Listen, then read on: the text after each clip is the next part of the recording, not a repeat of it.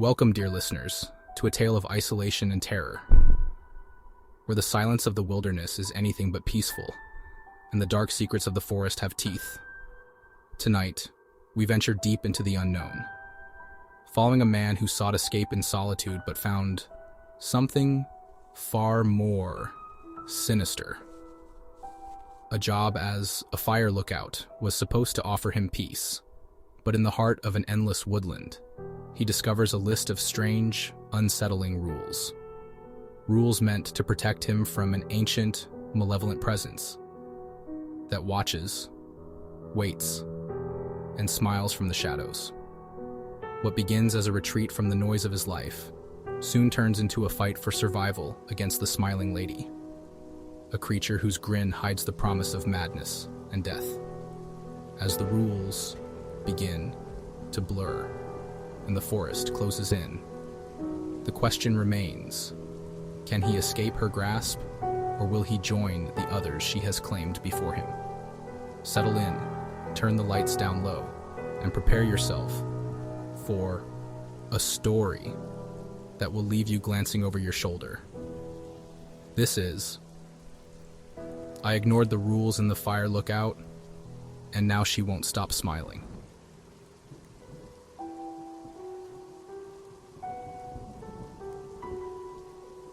The job advertisement was buried halfway down the page of a forestry bulletin board, its small print nearly lost between warnings about campfire safety and trail closures. The ad read, "Wanted fire lookout. Remote. Long shifts.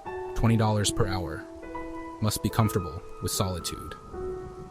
It was the last line that sold me.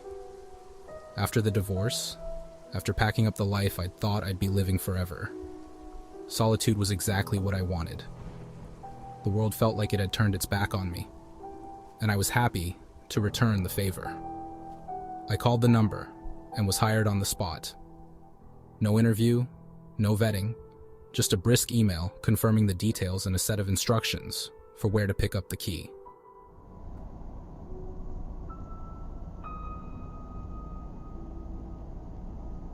Two weeks later, I found myself driving up a rutted, overgrown dirt road into the heart of the forest, my ancient sedan creaking under the weight of my hastily packed belongings. As the last cell signal flickered and died, I felt a strange mix of liberation and unease. The lookout tower stood alone in a clearing atop a hill, a skeletal structure of weathered wood and rusted bolts. From the ground, the small cabin perched at the top seemed impossibly precarious. But as I climbed the narrow metal stairs, my doubts began to fade. The view was stunning. Endless waves of evergreen trees stretched out in every direction, their dark crowns rolling like an ocean under the afternoon sun. In the far distance, the faint shadow of a mountain range loomed, shrouded in mist. It was the kind of quiet beauty that made you feel small in the best possible way. I found the key under a loose rock by the door, just as the instructions had said. The cabin was basic, but functional.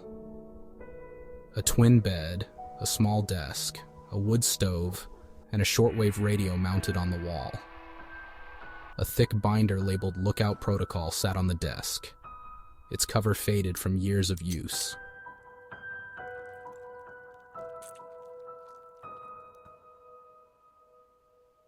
And then there were the rules. They were scrawled on a piece of yellowed paper, taped to the wall above the desk. The handwriting was jagged, as though written in haste, and the paper was stained with what looked like coffee, or something darker. Rules for staying safe in Tower 9. Never leave the tower at night. No exceptions. If you hear scratching at the door, do not open it. Hide under your covers until it stops. Avoid looking out the window after sunset. If you must, do not focus on any one spot for too long. Do not respond to voices calling your name, even if they sound familiar. If you see her, do not smile back. At first, I thought it was some kind of joke.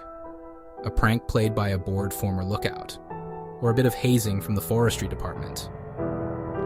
But there was something about the way the paper had been handled, its edges frayed and corners curling, that gave me pause. This wasn't new. I shoved the list aside and spent the rest of the day settling in. Night fell quickly in the forest, the sunlight retreating behind the trees and leaving the cabin bathed in a murky twilight. The only sounds were the distant rustle of leaves and the occasional creak of the tower as the wind pressed against its beams.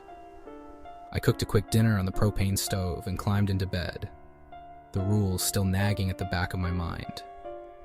As I pulled the covers up, I glanced at the piece of paper on the wall, its crooked handwriting catching the glow of my flashlight. It felt absurd to take it seriously, but I found myself following the first rule instinctively. I double-checked the door lock before turning off the light.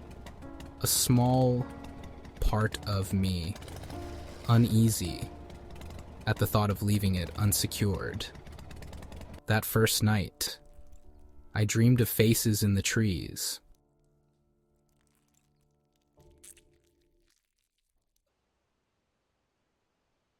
The next morning, I woke early and descended the tower to explore the surrounding area. There wasn't much to see. A narrow dirt trail winding into the woods, a supply shed with a padlocked door, and a rusted fire pit half buried in weeds. I tried the shortwave radio later that afternoon, testing the frequency with a few tentative greetings. After a moment of static, a woman's voice responded, crisp and professional. She introduced herself as Allison, a lookout stationed in Tower 6, about 10 miles west. Allison. You're new, huh? First day, I replied. Allison. Let me guess. They didn't tell you about the rules. My stomach tightened. You mean the list in the cabin? Allison. That's the one. They're not kidding. Follow them, or you'll regret it. There was a pause, and when she spoke again, her tone was softer, almost pitying. Allison. Harvey used to be in your tower. He's the one who wrote the rules. They kept him alive for a while. What happened to him? I asked. The radio crackled, and for a moment I thought I'd lost the signal. But then she answered, her voice low and distant. Allison. He didn't follow Rule 5. That night, I didn't sleep.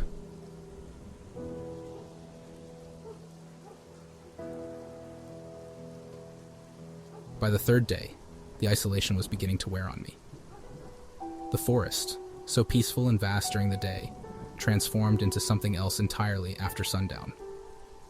The first incident happened just after midnight. I was lying in bed, staring at the ceiling, when I heard it. A soft, deliberate scratching at the door. It wasn't an animal. The sound was too precise, too slow. My throat tightened, and my mind raced with the absurd possibility that it could be her, the smiling lady. I stayed frozen for what felt like hours, the sound continuing in slow, steady intervals. Finally, I reached for the covers and pulled them over my head, heart pounding as I waited for it to stop. Eventually it did, but as I drifted into a restless sleep, I thought I heard something else. A faint sing-song whisper just outside the window. It was calling my name. The next morning, I felt like I'd been hit by a truck. My muscles ached from the tension of the previous night, and my mind was clouded with a foggy exhaustion. I shuffled through my morning routine on autopilot. Coffee, scanning the horizon for smoke, jotting down weather conditions in the logbook. But my thoughts kept circling back to the rules and the strange sounds from the night before. The scratching, the whisper. I turned the events over in my head, trying to rationalize them. Maybe it was a branch blown against the tower by the wind. Maybe the voice had been part of a lingering dream, my tired mind playing tricks on me.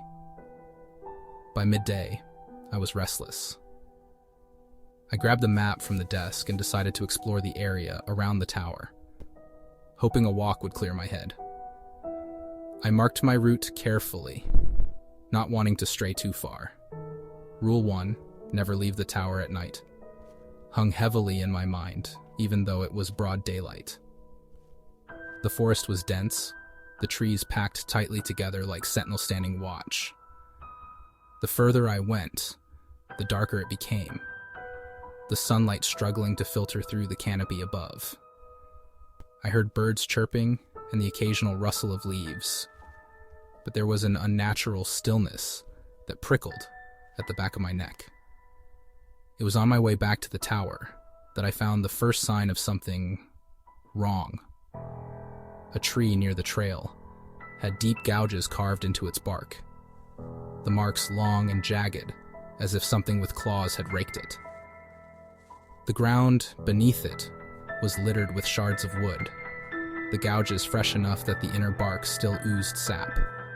A chill ran through me, and I turned back toward the tower with quickened steps. That evening I made contact with Allison on the shortwave radio again. "I found claw marks in the woods today," I said, trying to keep my voice steady. "Do we have bears out here?"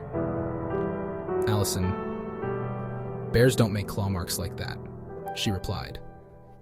There was a pause, and I could almost hear her choosing her next words carefully. "Allison, have you seen her yet?" "No," I said, my chest tightening. "But I think I heard her last night." "Allison, you will," she said quietly. "You're in her territory now. She likes to take her time, let you know she's close. Just stick to the rules, okay? And whatever you do, don't make eye contact if you see her. Allison, and for God's sake, don't smile back."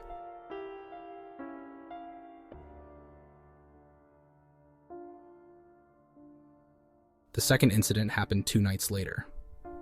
I was sitting at the desk writing in the logbook when I noticed something strange in the corner of my eye. One of the trees near the base of the tower was swaying, its branches moving in a slow, unnatural rhythm. There was no wind, not even a breeze. I grabbed the flashlight and shone it out the window, the beam cutting through the dark. At first, I didn't see anything, just the shifting shadows of the forest. But then, just as I was about to turn away, I caught a glimpse of her. She was standing at the edge of the clearing, half hidden behind a tree. Her limbs were long and angular, her bones jutting out at impossible angles beneath pale, stretched skin. Her head tilted, unnaturally to one side, her mouth twisted into a grin so wide it looked like her face might split in two. She didn't move. She didn't blink. I scrambled backward, heart hammering in my chest. Rule 3. Avoid looking out the window after sunset. I'd broken it. From behind the desk, I peeked up just enough to see her through the glass. She was still there, but she was closer now, standing in the middle of the clearing, her head tilted further, her smile widening as though she could see me. I ducked back down, pulling the flashlight close like a talisman. The rules didn't say what to do if you saw her, only to avoid smiling back. I kept my lips pressed tightly together, my jaw clenched so hard it hurt. Hours passed, or maybe it was minutes. It was impossible to tell. When I finally worked up the courage to look again, she was gone. The next day, Allison's voice crackled over the radio. "Allison, she found you, didn't she?" "She was outside the tower last night," I admitted, my voice hoarse from lack of sleep. "What does she want?" "Allison." "She doesn't want anything," Allison said. "She's not human. She's something old, something tied to this forest. You can't reason with her. You just have to survive." I told her about the claw marks I'd found and the swaying tree. I told her about the way the smiling lady had appeared, closer each time I looked. "Allison, she's testing you," Allison said, "trying to see if you'll slip up. That's what happened to Harvey. He thought he was safe in the tower, but she got in his head. Don't let her get in yours." Before I could ask more, she signed off abruptly, leaving me alone with my thoughts. That night, the scratching returned. It was louder this time, more insistent. I stayed under the covers, my breath shallow as I clutched the flashlight like a lifeline. I could hear something moving outside, slow, deliberate footsteps circling the tower. Then came the voice. It was soft, almost tender, but it froze my blood. Smiling, "Lady, come out," it whispered. "It's okay. I just want to see you." It sounded familiar. It sounded like my ex-wife. My hands trembled as I pressed the pillow over my ears, trying to block it out. But the voice continued, growing louder, more insistent. "Smiling, lady." "You're alone," it said, the words wrapping around me like a noose. "No one will miss you. No one's coming to save you." The sound of scratching gave way to a loud thud, the door rattling in its frame. My pulse thundered in my ears as I stared at the ceiling, willing the sound to stop. Eventually, it did, but sleep didn't come that night. The next morning, I found a note slipped under the door. The paper was yellowed, the handwriting jagged and rushed. Rule 6. Don't trust her. The forest seemed to press closer on the tower after that night. The trees, which once felt like a protective barrier, now felt oppressive, their shadows creeping further into the clearing with each passing day. I spent hours staring out at the horizon, searching for smoke, but also watching for her. The note, Rule 6, don't trust her, weighed heavily on my mind. Who had written it? Was it Harvey or someone else? How had they left it under the door without me hearing? The questions piled up, but there was no time to unravel them. I knew one thing for certain. She wasn't going to stop. On the 5th night, I heard the footsteps again. They started at the edge of the clearing, slow and deliberate, crunching against the dry underbrush. This time, though, they didn't circle the tower. They moved straight toward it. I switched off the light and crouched behind the desk, gripping the flashlight with white-knuckled hands. The footsteps reached the base of the tower and stopped.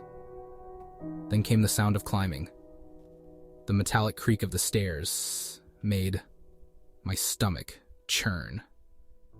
The smiling lady had never come this close before. My mind raced through the rules, trying to figure out what I was supposed to do.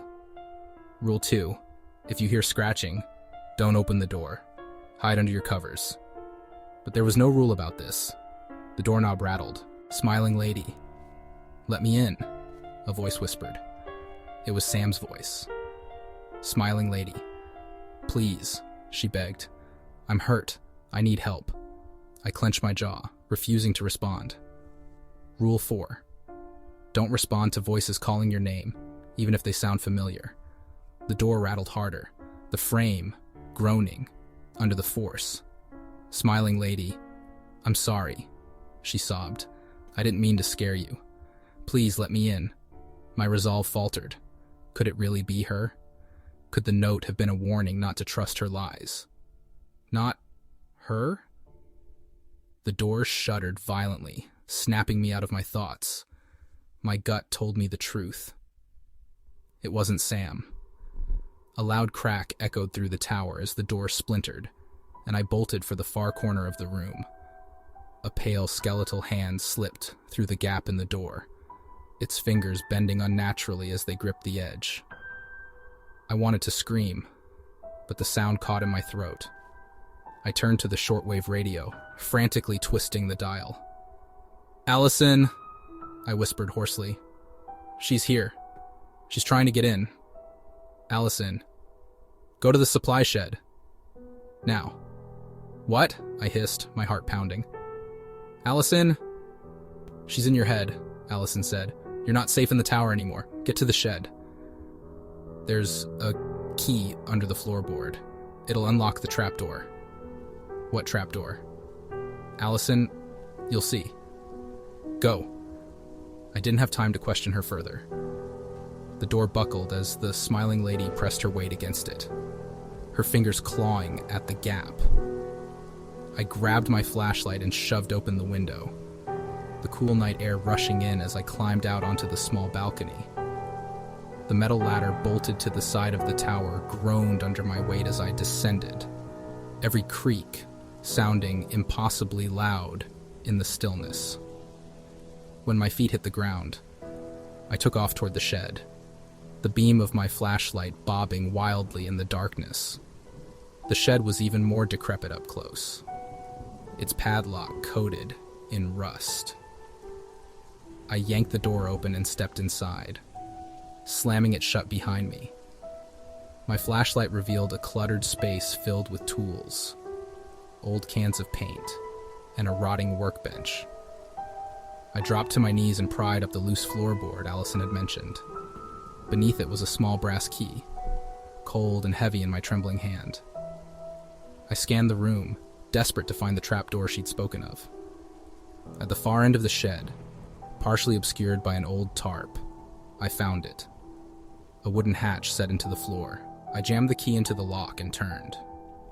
The hatch creaked open, revealing a set of stone steps leading into the earth. I hesitated at the edge of the opening, the darkness below seeming to breathe. The smiling lady's voice floated through the forest, closer now. Smiling. "Lady, you can't hide," she cooed. "You're mine." Her words sent a shiver down my spine, and I didn't wait any longer. I descended into the darkness, pulling the hatch shut behind me. The stairs led to a narrow tunnel carved from stone, its walls damp and glistening in the beam of my flashlight. The air was heavy and cold, carrying the faint, metallic tang of blood. At the end of the tunnel, I found a small chamber. In its center lay a pile of bones, twisted and broken, their edges blackened as though charred by fire. A horrible realization settled over me. These weren't just bones. They were hers. The smiling lady's body lay in fragments, her unnatural grin frozen in the skull at the top of the pile. The rules had never mentioned this, but I knew instinctively what it meant. If this was her body, it might also be the key to stopping her. I looked around the chamber, searching for something. Anything I could use to destroy the remains. On a shelf carved into the stone, I found an old metal canister labeled kerosene and a box of matches. Her voice echoed through the tunnel, sharper now, more desperate. "Smiling lady, don't!" she screamed.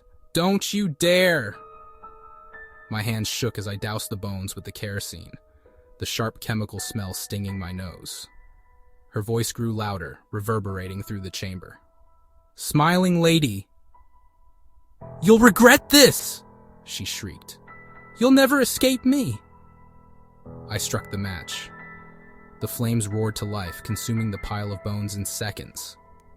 Her screams reached a deafening pitch before cutting off abruptly, leaving the chamber in a suffocating silence.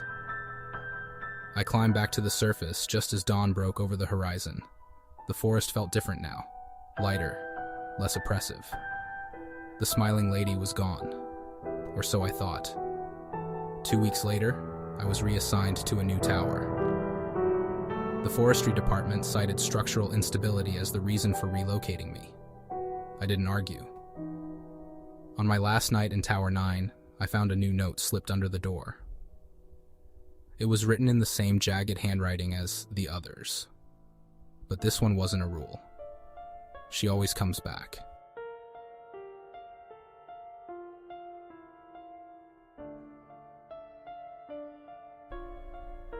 And so, dear listener, our tale comes to its unsettling conclusion. The forest's shadows recede, the flames die down, and silence returns. But is it the silence of safety, or the calm before another storm? Perhaps that question is best left unanswered. After all, some mysteries are meant to remain in the dark. But the night is long, and there are still countless horrors waiting just beyond the veil of your understanding. As you turn out the lights and settle into your uneasy rest, remember, you can run from the shadows, but the shadows never stop following you. Join us next time for another foray into the unknown, another plunge into the depths of fear. Our next tale, The Grinning Man, will take you into the chilling life of a woman whose photos hold more than memories, each one haunted by a sinister figure with a smile too wide, too wrong to belong to this world. He starts in the distance, a barely perceptible blur. But with each photograph, he's closer and closer, until the camera captures him standing right behind her. Will she unravel the mystery in time to save herself? Or will the grinning man claim her as his next victim? Tune in and find out if you dare. Until then, good night and sweet dreams.